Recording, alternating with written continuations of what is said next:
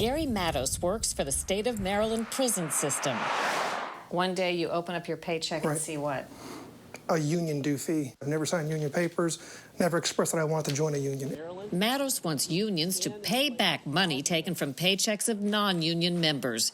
But what started as a Supreme Court battle is becoming a fight over the future of labor unions. Do you say that that's just pretext for wanting to clamp down on union rights overall?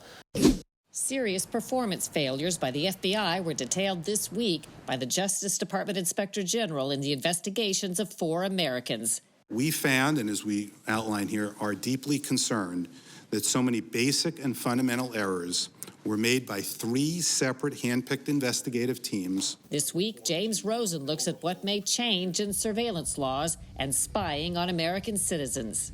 And I found violations of the Fourth Amendment, the First Amendment, freedom of speech, people having their homes raided without a warrant. Do you think there's been an escalation in events like this? I do think it is getting worse. I think particularly with surveillance, with the First Amendment, with freedom of the press, freedom of protesters.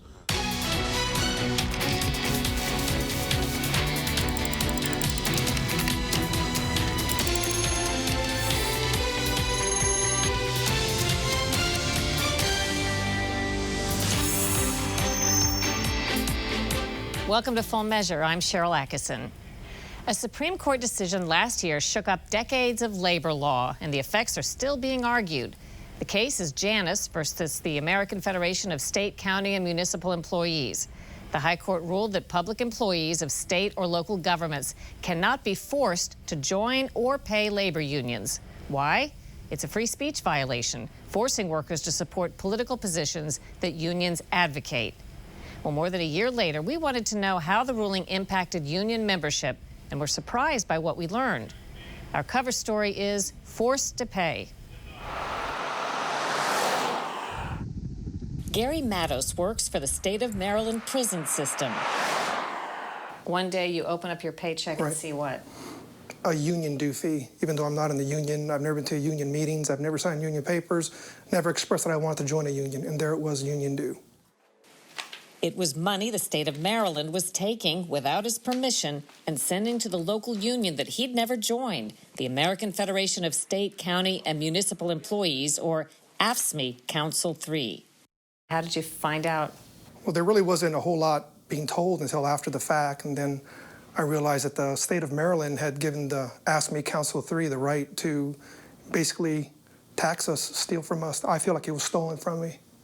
What they did was illegal. It was unconstitutional. Today, Matos is taking the lead in a recently announced class action suit. It demands the union return money taken from paychecks of non-union members before the Supreme Court's Janus decision. I found out I was paying over $400 a year just to have a state job, and I think that's wrong, and I want it back.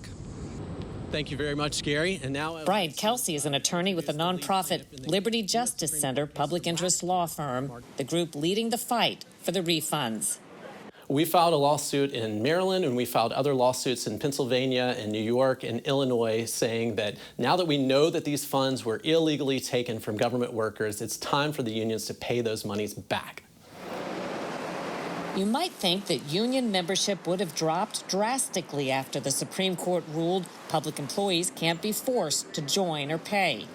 But a year and a half after the Janus decision, you might find the results unexpected. An analysis by the Manhattan Institute think tank found unions have lost some fees once paid by non-members, but union membership hasn't gone way down. Some unions even report gaining members. Part of the reason, Kelsey argues, is that some workers are trapped, with unions working hand-in-hand with states, politicians, and courts to block the impact of the Janus decision. We do know that they've made huge strides to try to sign up new members and to keep their members in, and they're even going to the point of doing illegal acts to keep those union members in the union. What are some of those allegedly illegal acts? The main actions that the unions are taking is they're saying that you cannot resign from the union until a certain time period comes up within your contract. That time period oftentimes is a year from now, or sometimes in one case it is up to 4 years later that these workers are trapped in the union. We're also finding that there is now over 100 pieces of what's now known as anti-Janus legislation, where bills have been introduced at various states to try to circumvent the decision. Mark Janus is the name and the face behind the famous Supreme Court decision. He was working for the state of Illinois in 2015 when he mounted his union challenge. After the Supreme Court decision, what happened? So I very quickly realized that the unions were pushing back on a lot of this. They did not want their monopoly to go away that they have, collecting all these millions of dollars from people, and so they're going to fight it. We're finding that if people want to resign from a union once they've heard about the case and they realize they don't have to be a member, the unions are not allowing them out. They're saying, well, you only have a 2-week window, let's say 2 weeks out of 52, that you can resign and get out. We have people that are submitting resignation letters, and the unions just totally ignore them. Janus now advocates full-time with the Liberty Justice Center, trying to stop unions from trapping workers. But for all of those who don't want to join or pay a union, others see things differently. You know, when the Janus decision came out, it overturned 40 years of precedent that set up the idea that if you're benefiting from the collective bargaining negotiation in a public sector union, you ought to pay your fair share and not be a free rider. Congressman Matthew Cartwright is on the other side. He represents a Pennsylvania district with a strong union history. I live in Scranton, and Scranton is the home of a very proud labor tradition, and it started with the anthracite coal strike of 1902. He says the Janus decision is part of an organized attack on labor unions. There are a lot of people who say, I didn't like my money being spent on a union whose views I don't agree with, who contribute to certain political candidates and do things with the money that I don't agree with. That was the free speech issue in some instances. Oh, it's clearly that was the argument. And, you know, do you buy that, or do you say that that's just pretext for wanting to clamp down on union rights overall? I happen to see it as the latter. Because what it does is it hurts unions' ability to engage in negotiation and collective bargaining by cutting down on the money that they get. Cartwright is behind a pro-union bill designed to protect unions and expand membership. Certainly, it cannot overturn the Janus decision. Nobody can overrule that except for another Supreme Court decision. But your bill, if passed, would... My bill, if passed, would ameliorate at least some of the problems for that. Matos isn't swayed. He says unions serve some workers well, but insists nobody should be forced to support them. To me, that's more important than the money. Sure, I could use the money, but it's to stand up against the bully. Like I always tell my daughter, you got to stand up. You got to be heard. You're telling them what? What you did was wrong, and I'm going to hold you accountable to it. Congressman Cartwright's pro-union bill has almost 200 co-sponsors, mostly Democrats and 2 Republicans. It is yet to be debated, and no vote is scheduled. Coming up on Full Measure, we'll get James Rosen's take on the Horowitz report about alleged government surveillance abuse. It was one of the most highly anticipated reports to come out of Washington in recent memory. A look into the origins of the Trump-Russia probe by the Justice Department's top internal auditor, Inspector General Michael Horowitz. Investigative correspondent James Rosen joins us now with more. Sharyl, issued last week, the Horowitz report offered something for everyone in these divided times, a conclusion that there was no political bias in the original decision to investigate the Trump campaign, paired with findings of egregious lapses in the process that led to a former Trump campaign advisor being wiretapped. So what happens now? Will Americans enjoy more protection from unwarranted snooping? We identified significant inaccuracies and omissions in each of Justice Department Inspector General Michael Horowitz faced criticism from the highest levels. Despite his central finding that no political bias informed the FBI's scrutiny of the Trump campaign, President Trump said the report validated his claims that the top echelons of the FBI under former Director James Comey were actively plotting against him. Well, they fabricated evidence and they lied to the courts and they did all sorts of things to have it go their way.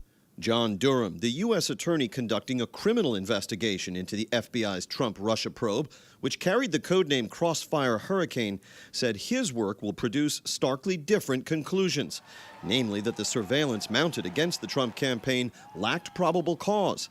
And Durham has the full backing of the top man at Justice, Attorney General William Barr.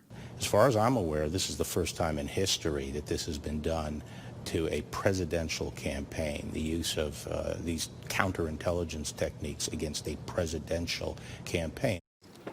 The Barr-Durham investigation could potentially lead to criminal prosecutions focused on a number of possible avenues.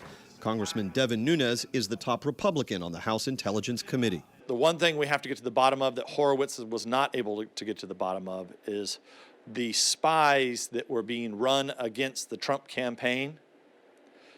Those began before Crossfire Hurricane started on July 31st.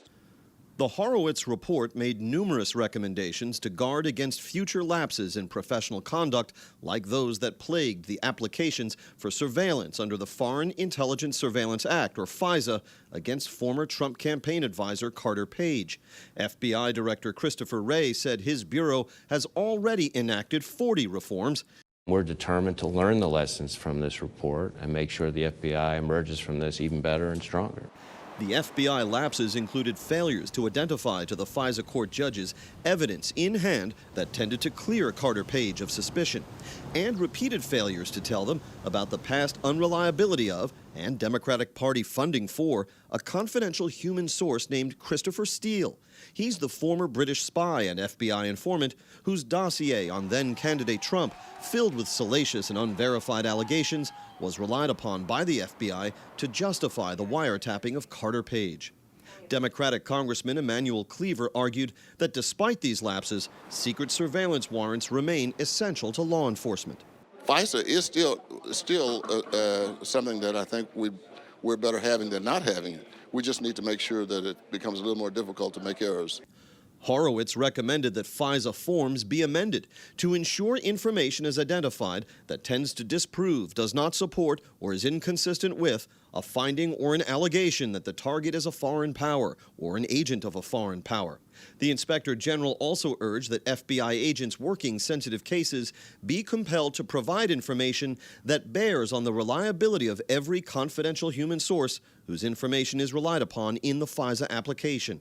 Horowitz told a Senate committee the problem did not derive from opposition to then-candidate Trump.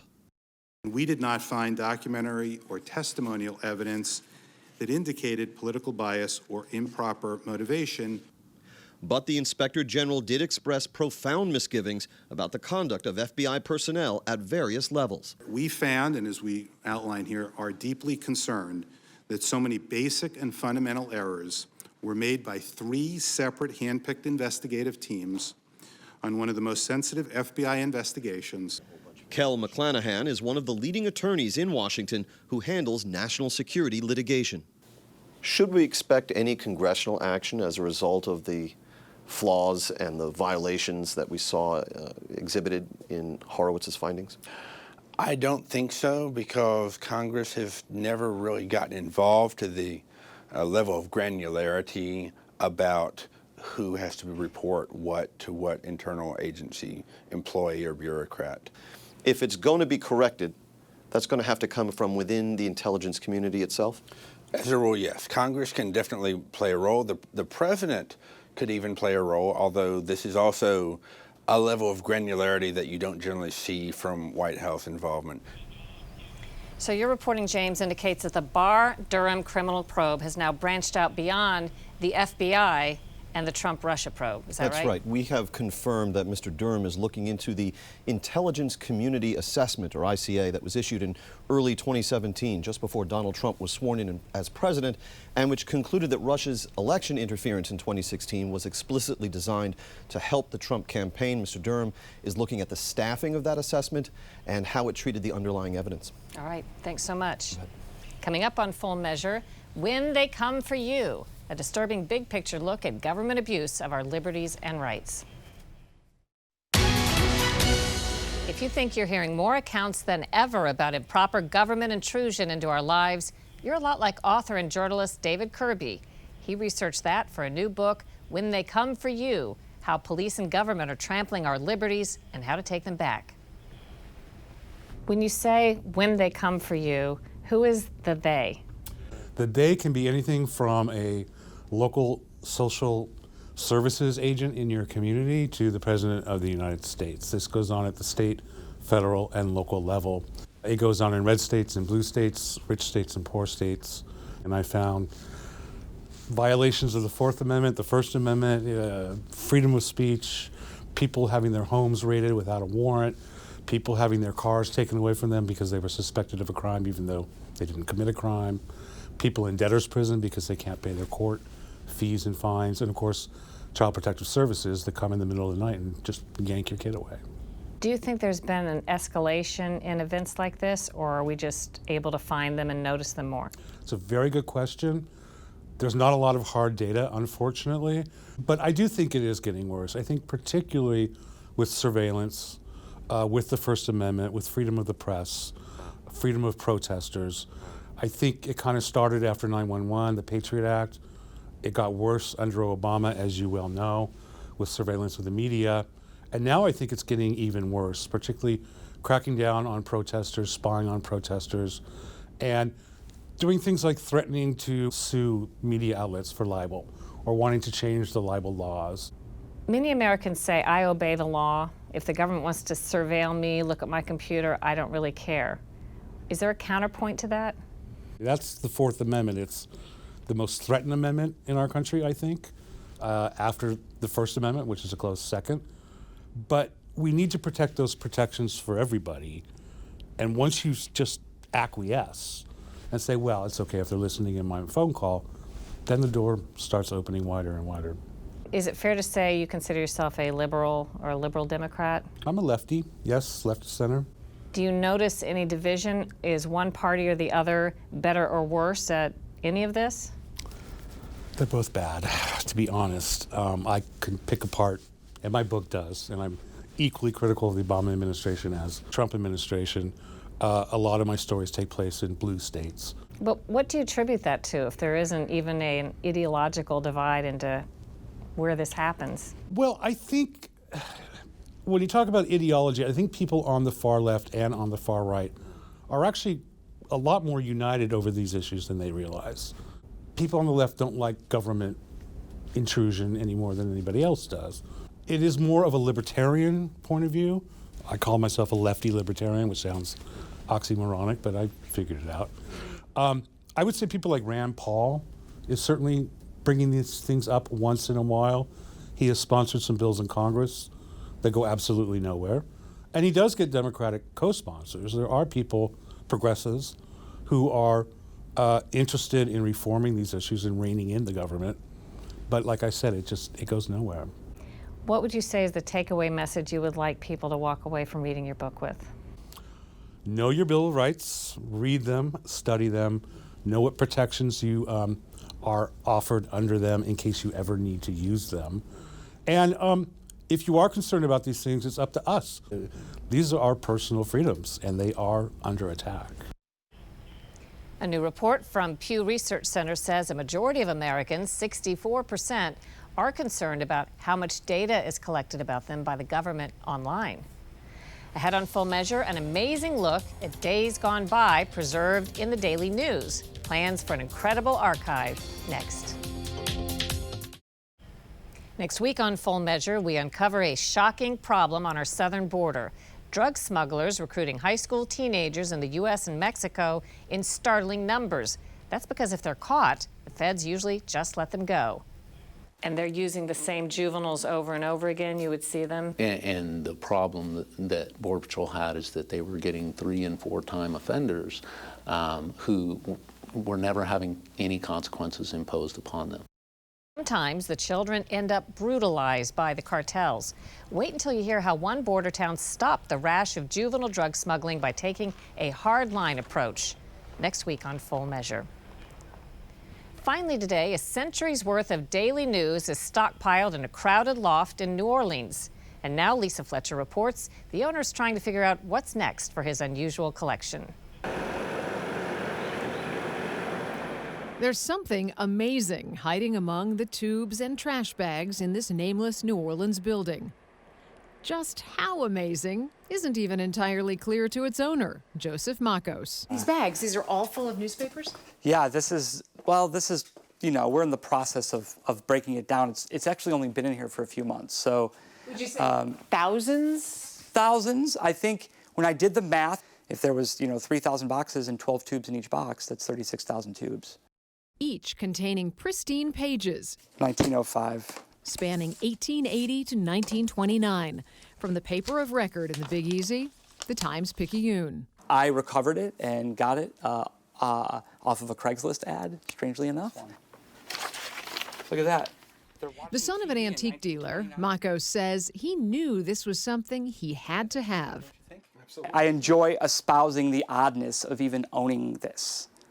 Like, who is supposed to own something like this? Within the pages are articles, art, and images that tell a story of America's past, lost over the years as papers were discarded or transferred to microfilm, which would shrink a newspaper to the size of a postage stamp, often obliterating the content in the process. They're trapped in time. But about to be set free by this curator's plan to combine an historic treasure with technology. This is a time where we can actually sort of reach into our historical creativity and be able to slingshot it forward and use it in, honestly, in a whole new way with a whole new set of tools. From original color designs to hot air balloons and strawberry fields, Makos has plans to bring these papers to life through virtual reality and animation, make them functional and immersive. Why not turn it into this beautiful, amazing gift where we can actually walk into this field at the International Balloon Race? Can we take that and turn that into a live action scene? The players are all there, the streetcars are there, and the carriages are there, and we even have Dream World here, right? And allow us to see the past in context with the present. Makos expects academic libraries and private collectors to be at the front of the line to animate archives. We have the tools, we have the technology, we have the ability to do it, so why not show people a new vision of what an archive really can be? He says the real winners will be individuals who can access historical information in a way that allows them to experience it. For Full Measure, I'm Lisa Fletcher. And that's our look at the news. We'll see you next week.